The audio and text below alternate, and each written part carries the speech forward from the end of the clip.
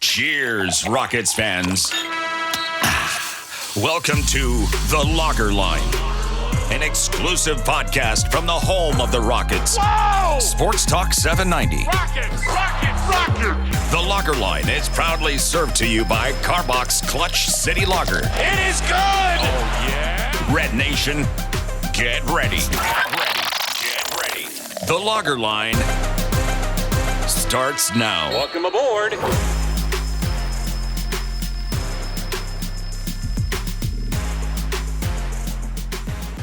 What's up, ladies and gentlemen? Welcome back to another episode of The Lager Line, served to you courtesy of Clutch City Lager of Carbach Brewing. As always, I'm your host, Ben DuBose, editor of USA Today's Rockets Wire and a contributor to Sports Talk 790, the official flagship radio station of your Houston Rockets. On this Monday, October 2nd, I'm going to be bringing you a brief mini episode, if you will, recapping the annual media day that just took place at Toyota Center. It's basically the first day of school for NBA players across the league. They're getting their new uniforms. They're taking photos for promos throughout the year, videos, you name it, all sorts of activities. And then most of them are also meeting with the media, talking about what they did over the offseason, what their goals are for the upcoming season. Of course, coaches and executives are doing a few meetings as well. And so it's a really unique opportunity to talk bigger picture, which is what those of us in the credentialed media sphere here in Houston were able to do today. Because once training camp starts on Tuesday in Lake Charles, that's where the Rockets will be for this week. And then they report back to Houston this weekend to get ready for open practice with fans on Sunday, and then the preseason opener next Tuesday. But once you get to training camp and preseason and actual games, all the focus is going to be day by day. It's going to be very granular. What did you do right? What did you do wrong? How did you get better today? What are the things you're trying to improve upon? And so on and so forth. It's going to be one day, one game at a time. And while there's some value to that type of intense focus, there can also be, at least to a small extent, the bigger picture getting lost. And so this is a good time to sort of take stock of where the Rockets are, what their goals are for the season as a whole. And then, of course, there'll be a few key inflection points throughout the year when you can sort of survey how far they've come, where they still have to go. And then, of course, whenever the season ultimately ends, then we'll go back to many of these same questions and review how Ime Udoka and his new look Rockets performed. So what I'm going to do today, and this is going to be just me, I'll bring back Paolo Alves, our usual co-host, later in the week for a full-length show. This is just going to be my initial takeaways getting home from Toyota Center. That's where Media Day was held. And again, kudos to the Rockets. They put on a great event. They also revamped the entire media area within the bowels of Toyota Center to where now there's all sorts of television screens. There's new food. It's repainted. It's just looks absolutely luxurious. Tillman Fertitta, that is, a better experience to the media. And so hopefully that will lead to more media being around and covering this basketball team that we hope takes a step forward this year. Anyway, as far as what we learned today, and I'll keep this quick, this is just going to be 3 takeaways, and then we'll expand more in the days ahead, particularly once we get a little bit of practice footage and insight from whatever happens out in Lake Charles, and we compare what we've heard today with what's going on the court. We'll have more in-depth discussions at that time. As far as what stood out to me today, what really made an impact and resonated with me was just how different this season is going to be at the highest level. Because I think there's some elements of a rebuild that you don't fully appreciate until you're in it. And I think that's why, I go back to late 2020 and early 2021 during the James Harden trade negotiations. And there were a lot of people saying that this Rockets fan base might not be prepared for a rebuild because it's been so long since the team had ultimately sunk to those types of depths. And of course, there's reasons to do it. You want to accumulate young talent through the draft. You want to give your young guys an opportunity to develop, especially if it's not like you have a reasonable chance to win otherwise. And there are some benefits to that, but there's also collectively a hit that can, and just a toll, I guess is a better way of putting it, that can be taken to the overall culture. And I think that's something we saw the rot of losing. I think that's going to be very, very different this year. Not guaranteeing they're going to win a ton more games, but I think the day in, day out competitiveness is going to be very different. And it's beyond any one quote from Ime Udoka or a player, but I want to use one line from Ime as an illustration of this concept. So during the Kevin Porter Jr. questions, which sort of dominated the Rafael Stone and Ime Udoka availability at the very beginning of Media Day, of course, it was their first time to meet the media since news had leaked of Kevin Porter Jr.'s arrest in New York 3 weeks ago. I'll get to that as this podcast progresses. But in that Q&A, I asked Ime, and I also left the door open to Rafael to weigh in as well if he chose to. Ultimately, he didn't.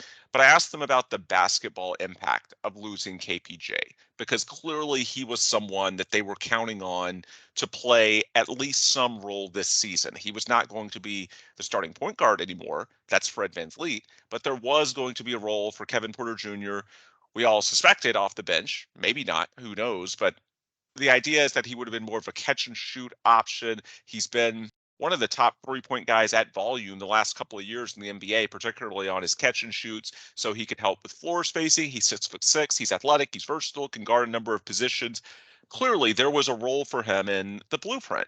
And so I asked about either internally or externally. We've heard the Rockets are at least looking at potential trades, both to fill some of his basketball gifts in terms of the role he would have played, as well as the contract slot for future trades down the line. And time will tell if the Rockets are able to pull off one of those deals. But I also wanted to know about the internal options, and those are more likely to get an honest answer because it's not as if Rafael is going to comment on trade talks. It is what it is. So while I want to leave the door open to him to say something, reality is, of course, it's going to be the internal guys that drive more of the discussion because it's what they can control and it's who they have under contract. And of course, Ime did mention Cam Whitmore and Aaron Holiday as candidates to potentially step into that KPJ role. Cam, a rookie, Aaron, someone who's a little smaller but does have NBA experience, has shot at a high level, at least from 3-point range, the last couple of seasons. So again, that's sort of what you can do in the very micro in terms of who might fill some of those vacated minutes, which I'm guessing would have been somewhere between 20 and 30 per game that would have otherwise gone to Kevin Porter Jr. But in that same answer, Ime ended up explaining that there would have been an open competition at shooting guard between KPJ and Jalen Green for the starting spot. And I want to underscore just how drastic of a statement that is. It's slowly emerged over the last few months that the Rockets knew at this time a year ago in 2022 training camp that Jabari Smith Jr. just was not ready for the NBA.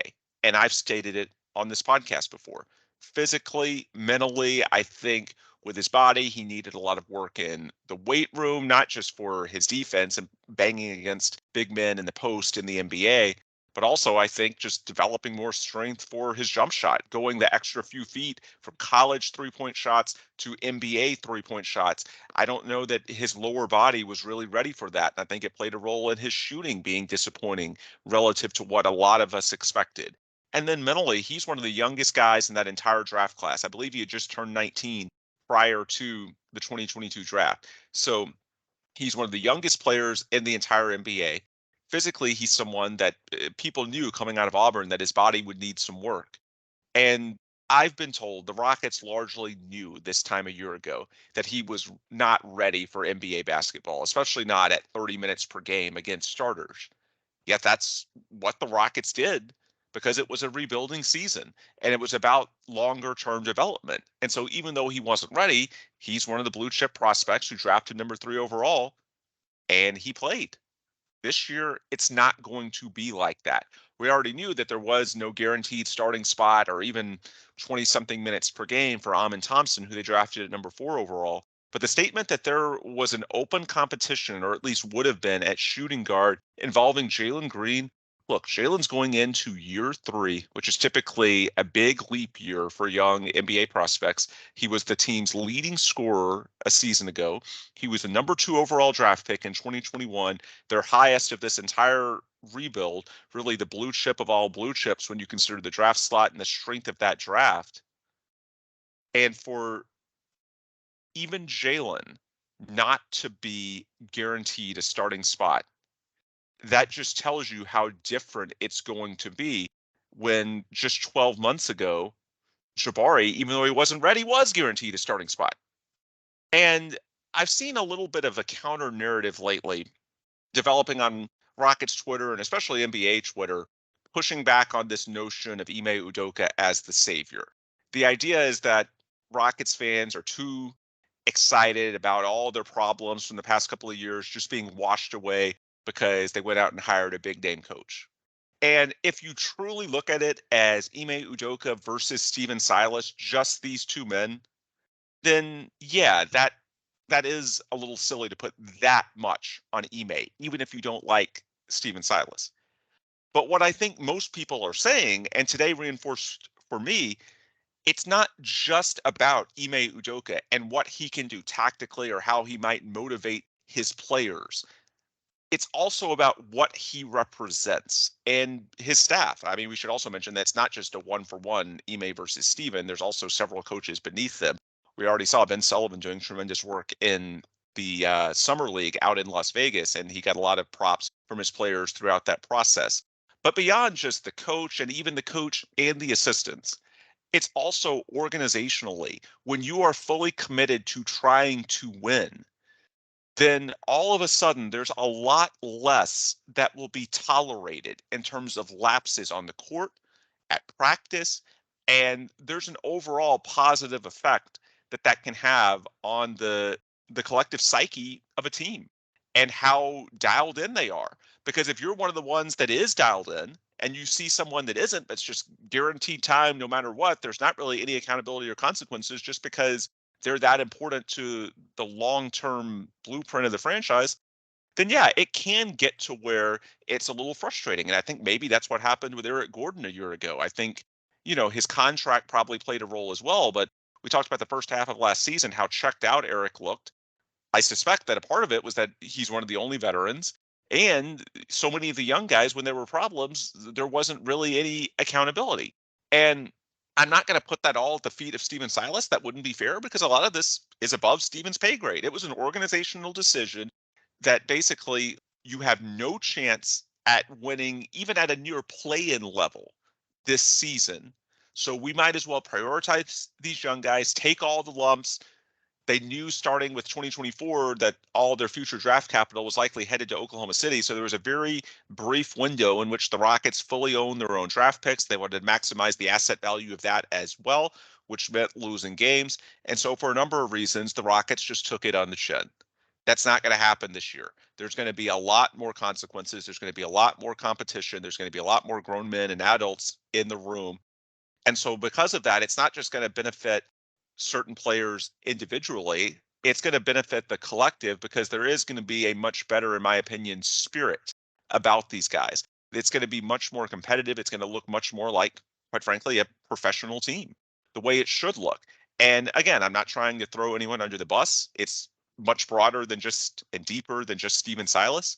But I think, it's gotten a little lost, some of this talk that I've seen, at least in my channels of social media and blogs, this talk of, well, how much is it reasonable to expect from Ime Udoka? Yeah, I think Ime is a very good coach, but beyond that, I think when most of us, certainly myself, talk about Ime, it's not just about what he does tactically or as a motivator. It's also about what the entire shift in organizational vision and basically how they want this team to be run that's going to have benefits up and down the roster in terms of, not so much anything direct in terms of how a player is used, but just in terms of making for a better day-to-day environment, a better culture, and the hope is that that benefits the individuals as well by putting them in a better headspace to take advantage of their athletic gifts and hopefully win a few more games to keep the vibes going strong and all those types of things. So that really resonated with me, the anecdote that Ime shared in his answer to me about potentially there being an open competition between Jalen and Kevin. Not saying that, there's no concerns with that. As I mentioned in a recent episode, as with anything, you can be too tilted one direction or too tilted in the other. And in some respects, it might help Jalen. Now he's not looking over his shoulder. You can trust that he's going to be out there in the closing lineups, which are really important in terms of the types of reps that are very useful to the player's long-term development. And there is still a blend this year. It's not just about the short term. Even though they should be better, they're not trying to win a championship by any stretch. So there could have been, and in other positions, there may still be some tension between what's best for the short term, winning a given game, and which player is more important to your long term blueprint.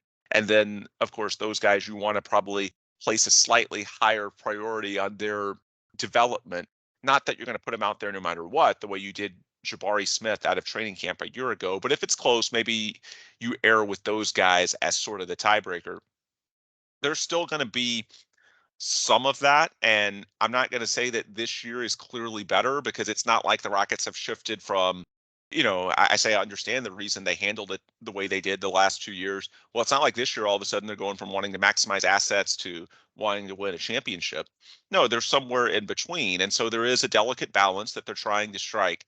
But I do think that hearing from Ime today and then thinking about that specific example, to me, it just really underscores how different this entire season is being looked at organizationally. And so when I talk about Ime Udoka, and I think other people are as well, it's not just about what Ime as an individual might do relative to Stephen Silas. It's about what the entire top-down approach of this organization is from a leadership perspective and what that means for the growth and development of these players and the overall culture that they're trying to build.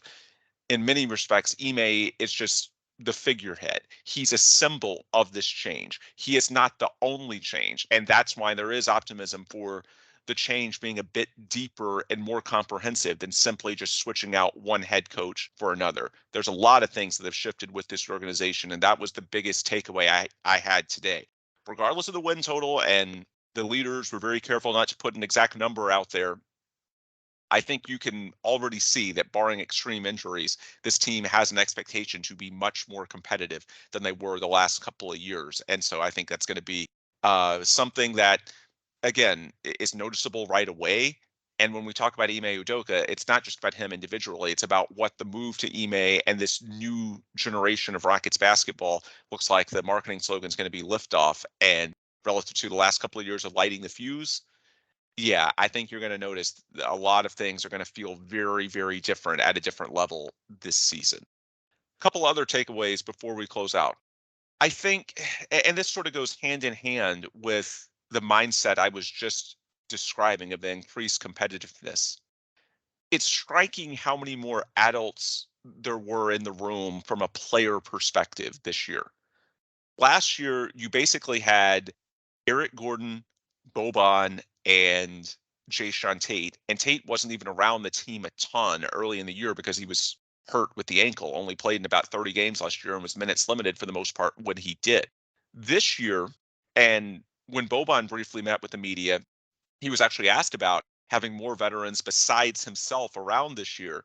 You look at certainly Fred VanVleet and Dylan Brooks, who they signed as their marquee additions in free agency, but then Jeff Green, Aaron Holiday, Jock Landale, even though he's just 27, he's played professionally a number of years in Australia, very similar to Jayshawn Tate. And so you add that to Boban, and all of a sudden, in terms of the rotation, in terms of the roster as a whole, there's much more of a healthy balance. It's not like there's just a token veteran here or there. And in the case of last year, Eric Gordon, for a number of reasons, as mentioned earlier, it felt like was sort of checked out, at least to some extent, before the year even started. There's a lot more adults in the room this year. So in terms of just the day-to-day culture setting in, it's a lot easier for those guys to sort of make it in their image when they're not just 20%, when it's closer to 50 to 60%, especially when we're talking about the players who are actually going to play in the rotation for this team. It's a very noticeable difference. It's not like you're saying, oh, I just brought in one or two vets to say we have one, but otherwise it's a team full of 20 and 21-year-olds. No, it's much, much more balanced this year. And so I think it's going to be much easier for them to set a standard. Because one of the things that stood out a year ago was that once some breakdowns started happening, and let's use defense as an illustration because that's often an issue for young guys. It's all the easier to take plays off when you know that you're not the only player doing it. There's just not really any shame from doing it because if the whole team is doing it, it's going to break down somewhere anyway. You're not expecting to win. Then at the end of the day, what difference does it really make? As opposed to now, if you have a much higher standard and it's more likely that you're going to stick out like a sore thumb and be letting your teammates down, then yeah, all of a sudden that can make it a little more difficult to take a possession off or not buy in on a given day's practice and fully commit yourself. You're going to feel like you're letting your teammates down. And that's where you need a greater proportion of veterans to help set that standard. And Jeff Green had some great quotes about how, not only can veterans help rebuilding teams, he talked about how for the Denver team that just won the championship, the guys such as himself, DeAndre Jordan, Ish Smith were vital in terms of establishing the day-to-day culture that was necessary for them to win at a high level. And I think when you just look at the steady stream of players that came through the media room at Toyota Center today to meet with us, it's striking how many more veterans there are just in terms of quantity. And that's a big deal because that helps you set a standard. And then if we look at it just through defense, because I do think that, culture is broader than defense, but I think if you look at in terms of X's and O's, where does this show up the most, at least immediately? It's oftentimes on the defensive end of the court because there's less gaudy stats to be achieved there. That's not where players typically make their money when they're young in the NBA. It's just sort of understood that a lot of these guys are going to get better defensively with time, yada, yada. So some of them cut corners early on, especially when they're still building strength, which we talked about with Jabari Smith Jr. is something that he's still getting better at. Alperen Şengün today referenced working on his legs and his hips in the offseason so he could be better defensively. It's just very easy when you're a young player to focus on the numbers, which predominantly come on offense. And then if you're lagging defensively, just say, and there is some truth in it, oh, it'll get better with time. And as you build up more strength, get more used to the 82 game grind and so on and so forth. Well, in terms of the overall culture and how that trickles down to the X's and O's, again, defense is the side where it's easier to sort of take off to begin with. And then if the whole team is sort of struggling, then you may not even stand out all that much because it's easier to sort of pass the buck. And, especially in today's NBA where there's all these dribble handoffs and there's this off ball movement, oftentimes, you can get caught in no man's land because you're not sure if your teammate is going to switch the way he's supposed to. And you can sort of say, well, I wasn't sure if I needed to be here or sort of hedge.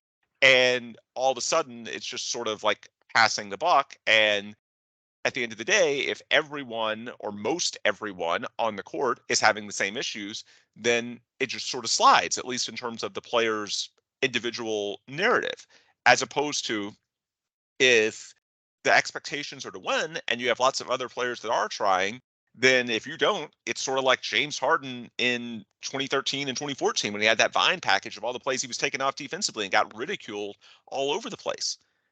That shamed him into better behavior on the defensive end of the court. And I could potentially see that happening this year for some of the young guys. You look at the last couple of years, so many of the young guys that they brought in at the start of this rebuild, KPJ, KJ Martin, Jalen Green, Alperen Şengün, Josh Christopher, all of these are offense first players. Really, the only defensive guy I would say was Usman Garuba, and he had issues just trying to stay on the court his first year with the Rockets. So in terms of just the collective product, I think there was a certain focus on flash and not enough on substance. Well, now you look at the veterans that we talked about, Fred, Dylan, Jeff, Aaron Holiday, Jock Landale, Jay Tate, even though they're not that advanced in NBA years, those are guys in their late 20s who have played a number of years internationally as a pro as well. So I think they count. That's a lot of veterans who take the defensive end of the court seriously. And then you just look at the rookies the last couple of years. Tari Eason and Jabari Smith Jr., those are guys that obviously prioritize defense. Amin Thompson said in his interview today that he wants to be on the all defensive team this year. I think that's a little ambitious for a rookie who's only 20 years old. But the point is that these are players who take that end of the court very, very seriously. And so when you have a team that's made up predominantly of guys who take that side of the ball seriously, it's a lot tougher if you're a Jalen Green to take a possession off because it's going to be like 2013 James Harden in terms of how much it stands out when you do. And you don't want to be the butt of the jokes. It's not excusable when everybody on the team is doing it and you aren't, in a way that in the past, if the team's not really trying to win and nobody's really trying defensively, then we sort of look past it and say, well, the culture's wrong. They'll get this fixed down the line. It's not going to be like that anymore. And so I think that hopefully can lift guys like Jalen and Shingun that have lagged a little bit on the defensive end their first couple of years. Well, now that collectively there's much more of a commitment, I think that goes a long way. And that's something else that Jeff Green was saying today. You can have all the good coaches in the world, but at some point, you need veterans to reinforce that message. It can't be just about coaches putting in the right game plans and saying the right things to motivate. You need players in the locker room who are showing by example the way to do those things, not just on the court, but in terms of how they interact with their teammates, how hard they practice, everything that goes with being a professional. And so that's where having a greater volume of players who take that side of the ball seriously, I think it's not just beneficial for the Rockets as a team, but it's potentially beneficial for some of those young guys as well, who the first couple of years have been known for offense. And the big question with guys like Jalen and Shingun, and this is a contract year for them, they can be offered extensions next summer. How good can they be on the defensive end?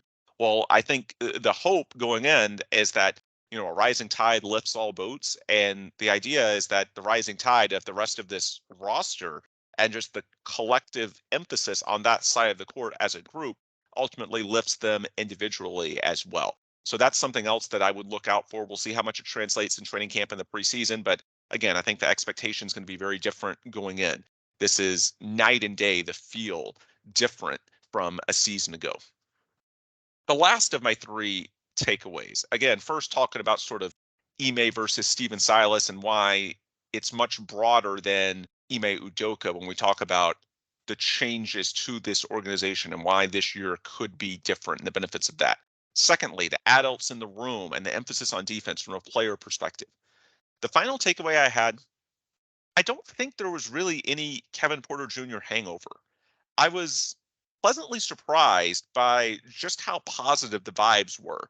Now, I can't speak for other media members, but I was never planning, and I didn't, to ask any of the other players, not even Jalen Green, who had had a at least somewhat close relationship with KPJ the last couple of years. I was never going to ask one of the other players about Kevin's situation because I just don't think it's fair to them. You can absolutely ask that question, and we did, to Rafael Stone and Ime Udoka. They're leaders of the organization. They're grown men. And in terms of these other players, obviously it's not something they can control, and they've got enough things to worry about. I just don't think ethically it's the right thing to do to try and get them caught up into this drama and weighing in on what's just an awful situation with the allegations of felony assault. There's just no reason to try and bring down these other young men who have absolutely nothing to do with it, and I'm sure they don't condone it.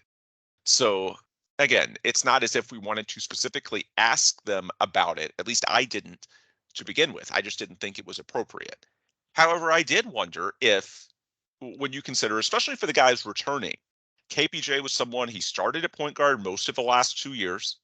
He had one of the team's only double lockers in the locker room, one of only two. He and Jalen Green. Before that, it was KPJ and Eric Gordon before Gordon was traded at the deadline last year.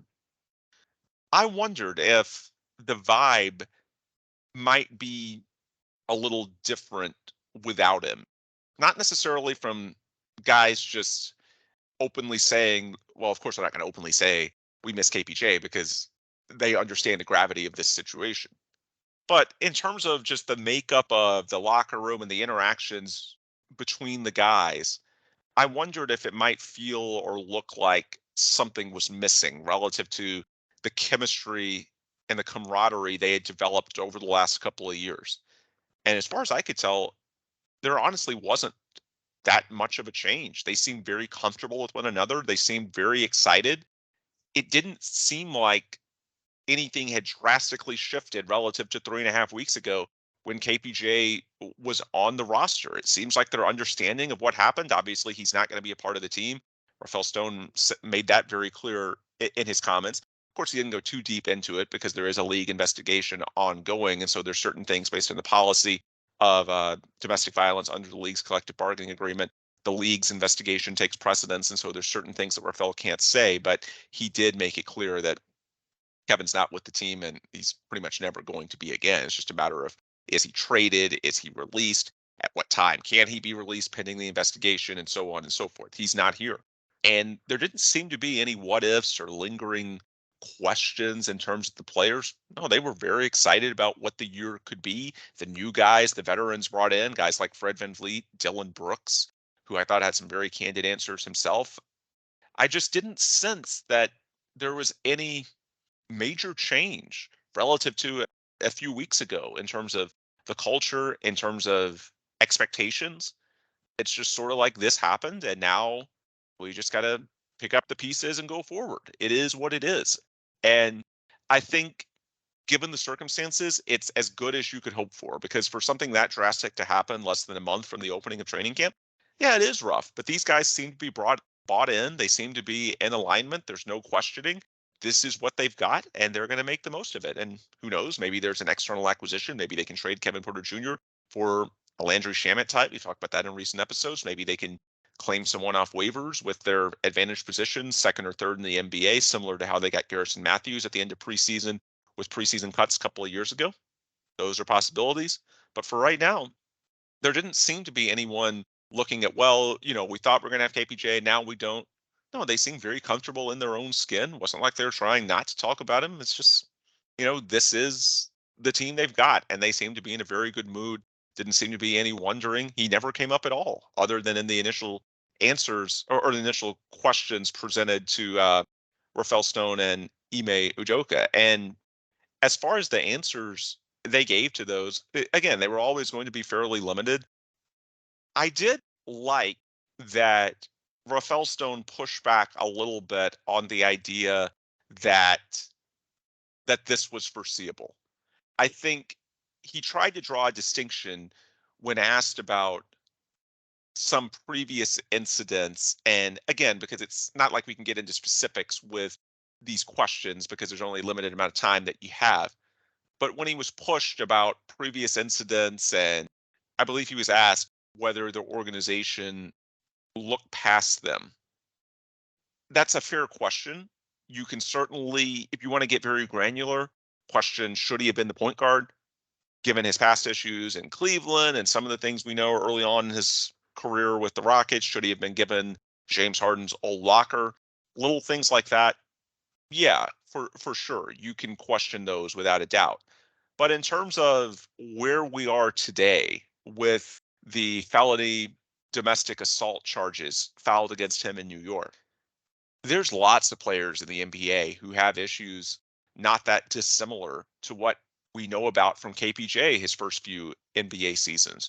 You go back through Rockets history, John Lucas and Vernon Maxwell are guys in the 80s and 90s that had some very serious problems early in their careers, and they worked past them to become essential parts of very good teams. And Lucas remains just an enormous part of the organization to this day and has used his platform and his experiences to sort of guide the next generation so that they don't make some of the same mistakes. And if they do make the same mistakes, to try and learn and grow from them the way he did. Even Hakeem Olajuwon was someone who early in his career had some very serious anger issues. I think it's very important to, while certainly accept the gravity of the situation, the Rockets have to deal with him appropriately, although they have to wait for the NBA to do their investigation first. All they can do is keep him away from the team, which they are. I also I don't want the takeaway, and this is just me personally speaking, I don't want the takeaway from everything that's happened with KPJ and then looking back at some of the so-called red flags and warning signs the last couple of years to be, well, the next time there's someone with similar baggage, let's just steer clear altogether because it might lead to this. I think that's very unfair. And I think that's the distinction. And I largely agree with that Rafael Stone was trying to make. That, let me pull up the quote right now before because this is a very serious situation, so I don't want to paraphrase. Here's what Rafael said. There weren't any issues like this that I was aware of, so that's what I'll say. Again, this is very, very different when we're talking about felony domestic assault versus an incident with a DJ at a club and slamming his laptop, or storming out of the arena at halftime, which he did on January 1st, 2022, the last known incident, at least last that I'm aware of, visiting the strip club and violation of the league's COVID policies in April 2021. While not nothing, this is complete apples and oranges. And so I don't in the future want the takeaway to be that, well, whenever you see a couple of red flags, just assume that it's automatically going to spiral to this. No, you need to be aware of it, and you need to monitor. You need to make sure, which the Rockets thought they were, that appropriate steps are being taken, that the player is going to therapy. In this case, he was also working with John Lucas, that he's working on his flaws. You don't want to minimize it, but I also think you want to leave the door open to the idea that the player can grow, because there's lots of very talented players that can help you win games that when they're very young have issues, and just like John Lucas, Vernon Maxwell, and even to an extent Hakeem Olajuwon, they grow out of them with time. They improve as people. I'm not the same person I was in my 20s. I think in some ways I've gotten better, and I'm sure many of you have as well. We all grow over the course of our young adulthood, and I think it's important to at least leave the door open to that. And so that's where I do largely agree with separating this issue from everything in the past. We can absolutely talk about many things in the past and break them down on a case by case basis, although I'm not sure the Rockets want to do that on the record. We can discuss, did it make sense to give X amount of guaranteed years or money in his contract versus making a restricted free agent? All of that's fair. But in terms of trying to tie it up into all one package with a neat little bow on top, which is what I've seen at least some on social media do, and act like the entire experiment was doomed for failure and that the Rockets should have steered clear at the first signs. I'm not going quite there. I think there's plenty of examples in NBA history of guys who've gotten second chances and made the most of them, and that have genuinely improved their behavior and become upstanding men, not just in the league, but in their communities. I think it's important to leave the door open for those kinds of things in the future. And so I think that's what they're trying to do. That's not to minimize it. No, at the end of the day, Rafael Stone brought in Kevin Porter Jr. He didn't work out. That's a failure. I don't care how low the asset cost was or how easy it is to get out of his contract because they put in the year-to-year optionality. It's a failed move. He's not here. He's not giving them anything, and it's a black mark on the organization. It is a failure. But in terms of the takeaways moving forward, I don't want them to overcorrect. And so that's why I do like generally what he said today and the distinction he tried to make there. This situation, while very serious, it is apples and oranges from many of the things from 2021 and 2022 that we've discussed in the past, what made KPJ a lightning rod. And so it's a delicate subject. There's things he can't say because of the ongoing league investigation, which takes precedence. But I feel like I understand where he was trying to go with that answer, and I largely agree with it. I think it makes sense. I thought they did a decent job, as good as they probably could have given the difficult circumstances. And so with that, I mean, I think at this point it's just waiting for exactly how he goes away from the team. And my guess is the end of preseason sort of the is sort of the deadline, because if they have not traded him by the end of preseason, and that's when the Rockets can realistically cut him, as I understand it, Jonathan Fagan has written this in the Chronicle, it'd be very difficult for the Rockets to justify cutting him now, because it would look like it was in retaliation for the charges, and basically he shouldn't be disciplined for the charges until the league wraps up its investigation and determines at least some degree of guilt or responsibility. So in that situation, the players union might push back because, of course, they're worried about precedent for future players who might be in this spot. They have to look out for the interest of players as a whole.